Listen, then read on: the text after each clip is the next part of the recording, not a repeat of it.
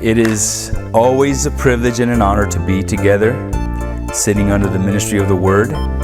And also, remember, think about this. In Ephesians 6, it says for us to honor our father and our mother. And in doing so, we add long life to us. We add life because we release the unforgiveness. Because are there things as we're growing up as children that once we get to a place of knowing what's right and what's wrong and we make our own minds up, things that we may have incurred upon ourselves, but we can also fall back on some of the past things that we could state that it's our parents' fault that I am where I am. Yeah. And there are some factors to that. And when we read Ezekiel 18, we see that there's a responsibility after a certain amount of years that you gain accountability for things. Personal responsibility for your own actions. And all of the things that we learn it by more by sight, by what we see people do over what they say we should do. And we watch the patterns of life, and that really we look at that over what is said. And as a believer, this is why it's so crucial and so important and vital in a family structure to have Jesus at the center of the family. Because what happens is that now the basis to how that family functions is not just from the parents, but it's from the one who made them, the source, the creator. And we start now leaning as the years go on. We start leaning because, what God does, just like little babies after a while, they're growing up. After they grow up, you expect for them to use their own heads. It's all the things that we struggle in potential disagreements with our children is because, what were you thinking?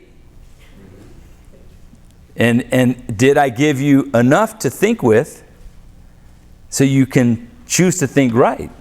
And that's where us as parents, we do our due diligence to continuously check where we are.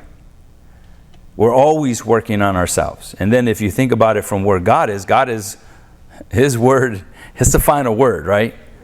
There is no more need for perfection from Him. He is perfect. So we can go to the Father, and if we can depend on somebody and here's a definition, not the only, but a definition of perfection, always being the same, never changing. That is someone you can depend on. That's who God is. God can be depended on 24/7 because He never changes.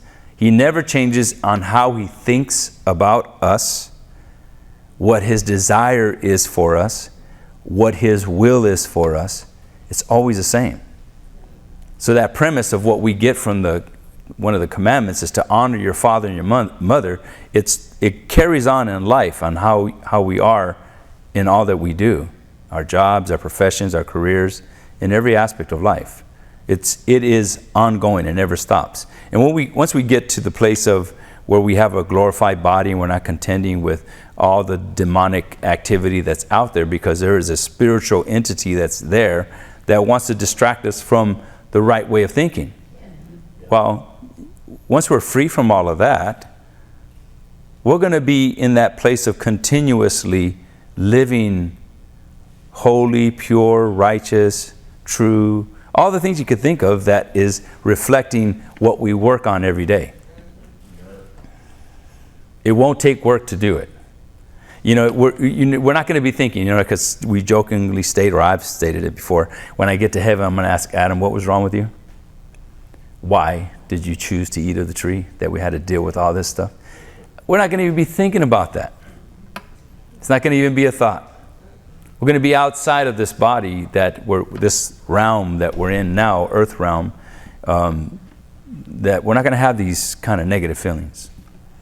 All that's going to be gone. The feelings that are here are here. And that's what we contend with. And so I want to just encourage us with something that is relevant to how God operates in our life. And it's something that every religion does this, Christian or non-Christian, is they pray. Every religion does it. Doesn't matter what denomination, what religion, every single one of them pray. But now, how far does the prayer go?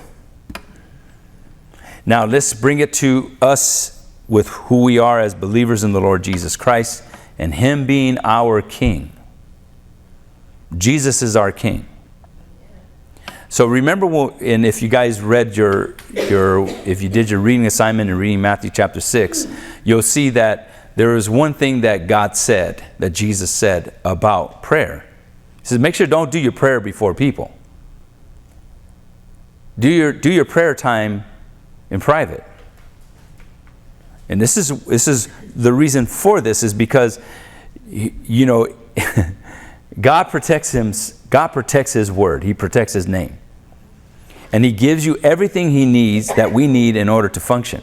Remember, before we ask God for anything, He already knows that we have need of it. Isn't that right? But He does not exclude the responsibility of asking. And there's a reason for that. And herein is where we get from Genesis chapter 1, where He states to mankind that I'm giving you dominion over all the earth and over every creeping thing that creeps in it. The fish, the animals, everything. I am giving you authority. Who said that? The King said it. The King said that I'm giving you the authority, the power to use my power in the earth realm. All power comes from who? And we read that in Romans chapter 14. Who does it come from? It comes from God. It comes from God. So all the powers that exist come because of Him. And He told man to produce, have dominion, rule, reign on the earth. Adam sinned, halted the use of it. Jesus died for that sin and reinstated it. We are now back, redeemed to dominion and authority. So whenever we pray, what we are doing is we're acknowledging the word of the King. Prayer is acknowledging the word of the King. And when you acknowledge the word of the King and you say it, what happens? Remember what we learned about the centurion? The centurion stated to Jesus, the King, hey, you do not need to come under my roof. I am not worthy that you would come under my roof because of the cultural differences. Centurion and a Jew, an Israelite. So that being said, he said, just speak the word and my servant will be healed. And Jesus said to the centurion, whatever you believe will be done. And in that same hour, his servant was healed. He sent his word. And the way we send the word of God is through prayer, through the word. And that's why we pray. Remember this. Why are people not receiving answers to their prayers? Why? Because people pray things, right? But why are they not receiving answers to their prayers? Well, it's a very simple thing. And we read this in 1 John chapter 5, verses 14 and 15. It states that if you pray according to his will, he hears you. Implying that if you're not praying according to his will, he does not hear you. Does God hear your prayers because you cry and moan and weep and murmur and complain? Is that why he hears you? You cry more, you know, the way kids can be. The more you cry, and you're crying because you want to be what? Heard. You see, like now we have, or in my case, I have my grandkids, and they all want me to see what they're doing every single time. And when they get sort of older, they do like sort of crying kind of thing for me to be able to see them. Yeah. They want me to see them, right? But see, those are little kids. Right now, do you as adults whine and cry and all that to be seen? Well, in some cases. But the norm is what? You be strong. You be strong. You're not letting everybody know all the stuff you're going through. You're being strong. And you're being strong not to put a front. You're being strong because you don't want to put this burden on somebody. Right? You're considering that. You're being considerate. At the same time, there's nothing wrong with the prayer of agreement. Nothing wrong with that. But there's a way to say things without looking for sympathy. Most people's prayers are based on sympathy, not empathy. And they get into the victim mentality, and that brings attention. The victim mentality. The victim has the power. That's what would be gaslighting? Is that gaslighting? Sort of plays into that a little bit. You know, because you're trying to make people feel sorry for you. You start blasting people, and you don't care about them. Have you ever gone to the store and they ask you, would you like to donate? No. Do you feel guilty about it? No. Not at all. Because I don't know you. I don't know that program. But do I give? Yes, I do. It's a part of my lifestyle. It is more blessed to give than it is to receive. So I practice giving. I practice giving financially, monetarily. Because when I give monetarily, I am giving of my life.